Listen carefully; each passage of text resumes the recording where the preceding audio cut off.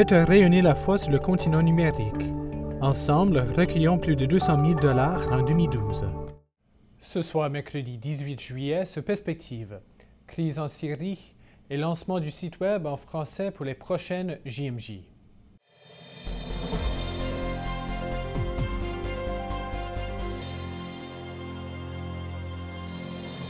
Bonsoir mesdames et messieurs et bienvenue à Perspective. La crise en Syrie s'aggrave et certains parlent même d'une guerre civile dans ce pays. Malgré les conflits et les différentes formes de violence, le patriarche grec melkite catholique, sa béatitude Grégoire III Laham, appelle ses concitoyens au dialogue et à la réconciliation. Le patriarche exprime sa confiance dans les Syriens qui, grâce à leur longue histoire, peuvent se relever de cette crise.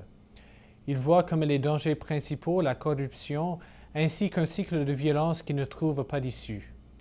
Le patriarche déplore le fait que des groupes arabes et occidentaux amènent des armes et de l'argent en Syrie, ce qui contribue à aggraver une situation déjà tragique.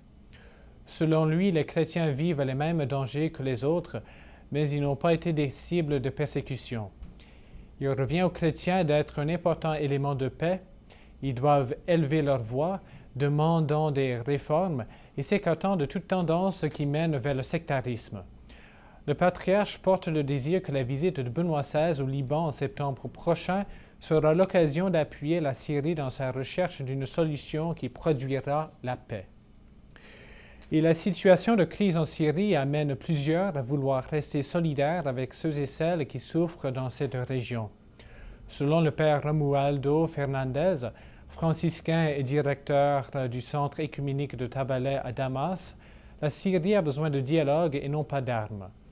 Le père Fernandez croit que le dialogue entre les parties représente la voie principale pour sortir de la crise. Il a affirmé qu'en tant que franciscain, il ne quitterait jamais le pays parce qu'il sent le besoin de rester aux côtés de la population qui souffre, quelle que soit leur religion. Le père Fernandez a exprimé sa confiance que le Seigneur pourvoira aux nécessités de sa communauté franciscaine, malgré les risques qui attendent une telle décision. Et depuis quelques mois, le Vatican a été secoué par un scandale de fuite de documents, un phénomène qui a été nommé Vatilix par la presse populaire.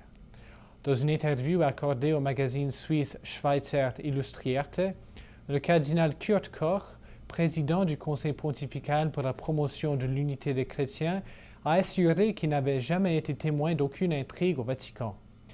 Il a souligné la similarité entre le Vatican et toute autre organisation où les relations entre individus sont parfois teintées d'hypocrisie et de mesquinerie.